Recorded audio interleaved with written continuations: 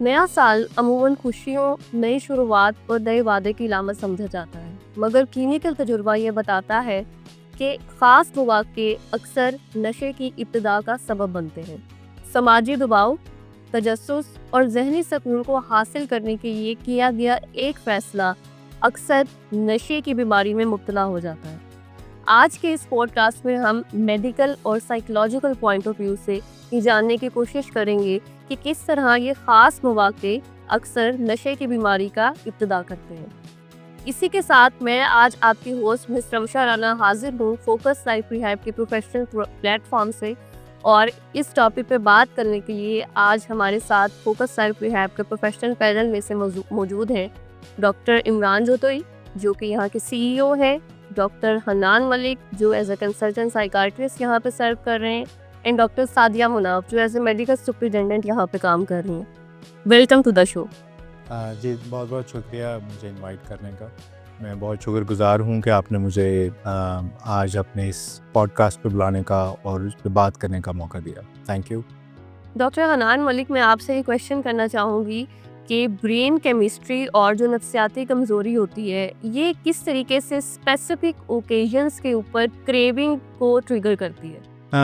बहुत अच्छा सवाल है। उसमें होता ये है कि जो कुछ ब्रेन के केमिकल्स हैं वो कुछ यादगार लम्हों को मज़ीद यादगार बनाने के लिए डोपामीन या सेरोटोनिन जैसे केमिकल ब्रेन रिलीज़ करता है।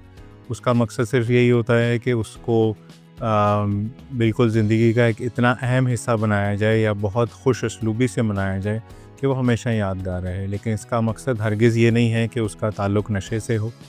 उसका ताल्लुक़ आपस में लोगों के साथ वक्त गुजारने से भी हो सकता है, और वही केमिकल सेम अच्छे तरीक़ों से भी रिलीज़ किए जा सकते हैं, बजाय इसके कि हम किसी नशावर चीज़ का इस्तेमाल करें। Doctor Hannan, being consultant psychiatrist, according to you कौन से ऐसे इनिशियल सिम्टम्स हैं जो आपको लगता है कि अब जो है वो पेशेंट की जो एडिक्शन है वो फ़न से लेकर प्रॉपर जो है वो एक डिज़ीज़ की शक्ल इख्तियार कर चुकी है?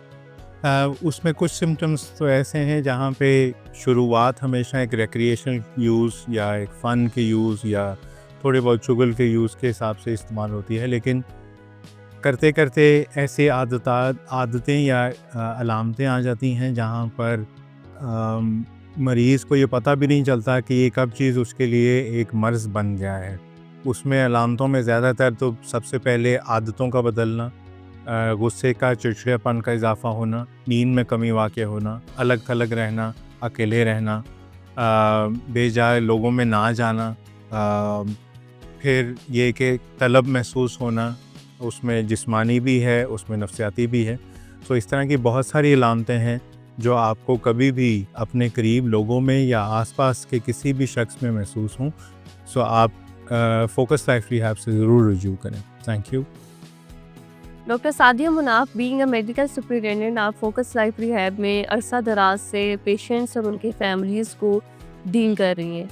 तो इसी हवाले से मैं जानना चाहूँगी कि क्या ये जो एक कंसेप्ट है कि बार बार तफरीही इस्तेमाल या ओकेजनल यूज़ जो होता है, ये किस तरीके से नशे की प्रॉपर जो बीमारी है इसकी शक्ल इख्तियार करता है? Thank you miss Ramsha for having me on the show. जी मिस रमशा, बार बार का या रैंडम जो यूजेज होता है ड्रग का, जैसे ऑन सर्टेन ओकेजन्स लोग कहते हैं हम तो सिर्फ पार्टी पे कर रहे हैं, या हमने किसी बर्थडे पे किया, किसी न्यू ईयर स्पेशली एक इवेंट होता है जिसमें जो लोग इसकी तरफ इंक्लाइंड होते हैं वो करते हैं ज़्यादातर न्यू ईयर्स पे।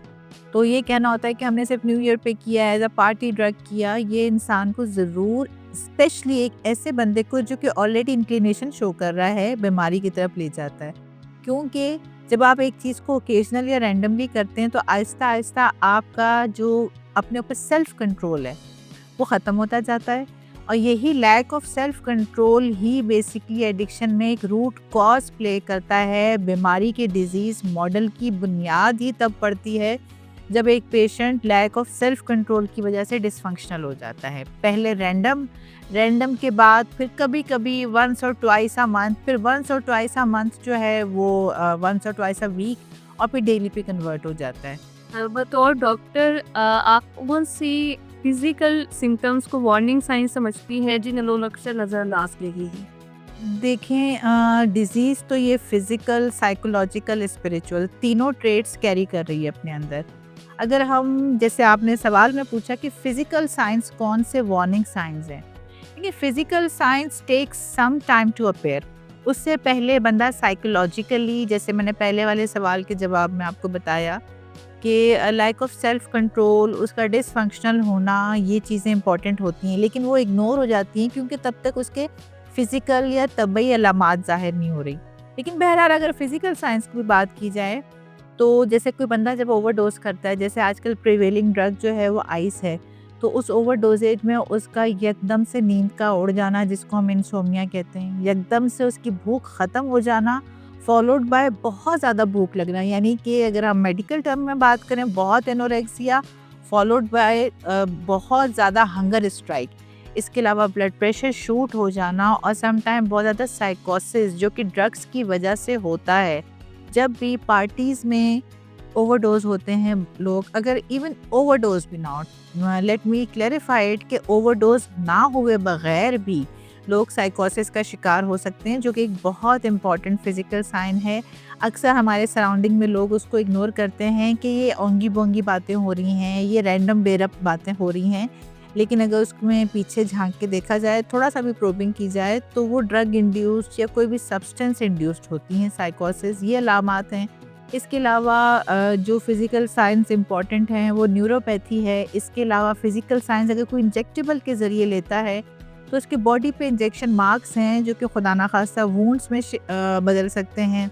कोई स्निफ करता है तो उसको लेट्स से नेज़ल एलर्जी हो सकती है। कोई स्मोक बहुत ज़्यादा कर रहा है किसी नशे को तो उसको थ्रोट एलर्जी है उससे रेलिवेंट। और ओवरऑल एक बंदे का जो गेस्चर है, ओवरऑल एक पोस्चर है, that becomes so toxic and apparently वो इतना ज़्यादा अनहेल्दी लगने लग जाता है कि कोई भी इंसेन बंदा उसको नॉर्मल नहीं काउंट कर सकता।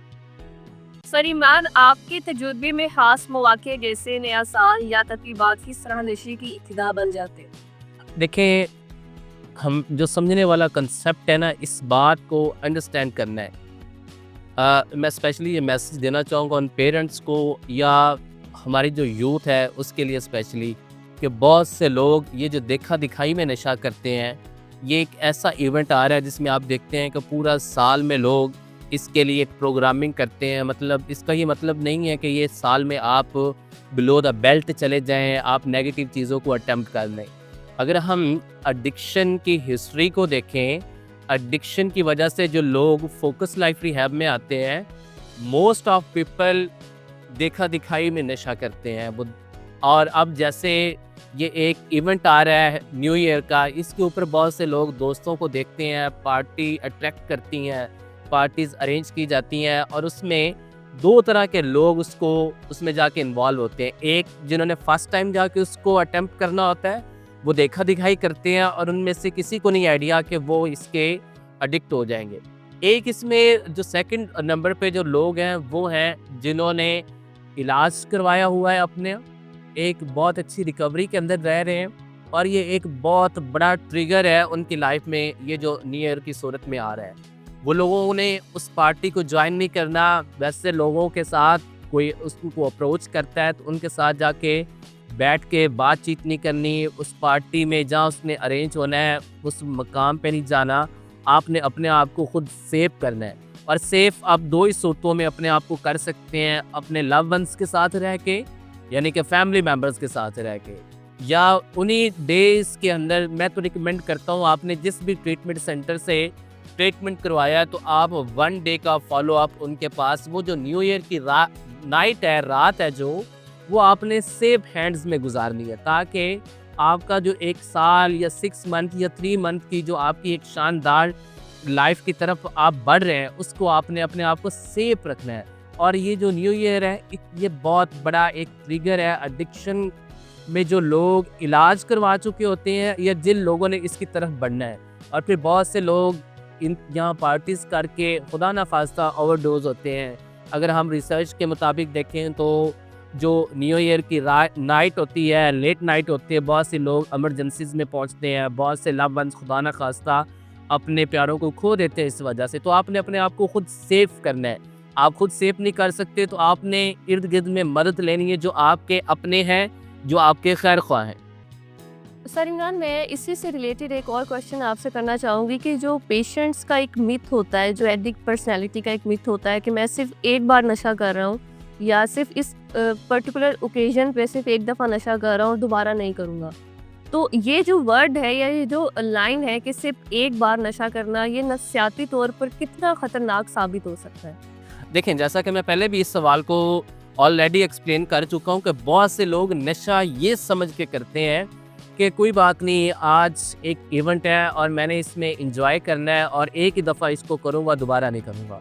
बहुत से लोग जब इसको एक दफ़ा करते हैं, ये किसी भी इंसान को इस बात का आइडिया नहीं होता, इसकी कोई अवेयरनेस नहीं होती अगेन कि बहुत से लोग आज नशा करते हैं और एवरी डे ये डिसीजन को रिपीट करते हैं कि मैं आज कर लूँगा, कल नहीं करूँगा।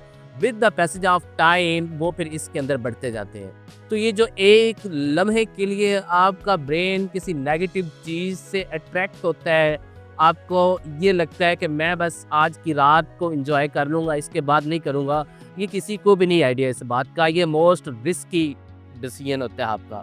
तो हमें ये जो नेगेटिव थॉट्स हैं, इमोशन है, इनको अपने कंट्रोल में रखना है और अपनी लाइफ को सेफ करना है, अपने लिए भी और दूसरों के लिए भी। थैंक यू सर इमरान, आपने अवेयरनेस दी इस ख़ास मौके के हवाले से। मैं चाहूँगी कि कोई एक मैसेज जो आप हमारी आवाम को देना चाहें एडिक्शन से रिलेटेड।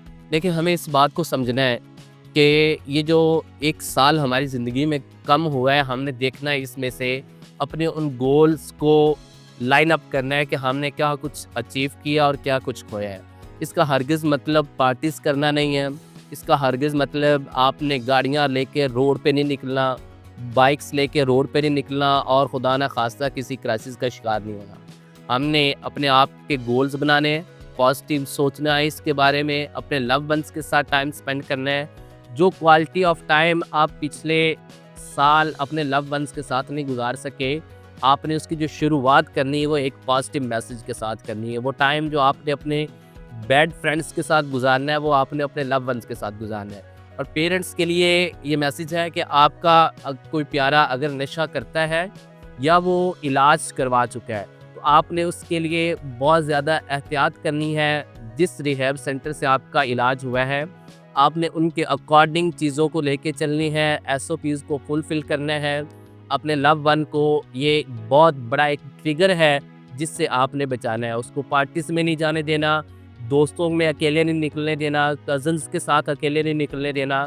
उसका फॉलो अप का जो कनेक्शन है रिहैब सेंटर के साथ, उनके काउंसलर्स के साथ, उसको और स्ट्रॉन्ग करना है। उसको ये बात बतानी है कि ये चंद लम्हे जो हैं इसको पॉजिटिव रह के गुजारना है। अपने इमोशंस को, अपने माइंडसेट को अपने कंट्रोल में रखना है ताकि हम एक नए साल का जो आगाज़ करें, वो पूरा साल जो आने वाला साल है वो हमारी ज़िंदगी में बहुत सी अचीवमेंट लेके आए, ना कि हम एक लम्हे की या कुछ आवर्स की जो एंजॉयमेंट है और पिछले साल की जो मेहनत है उसको ज़ाया कर दें। Thank you very much.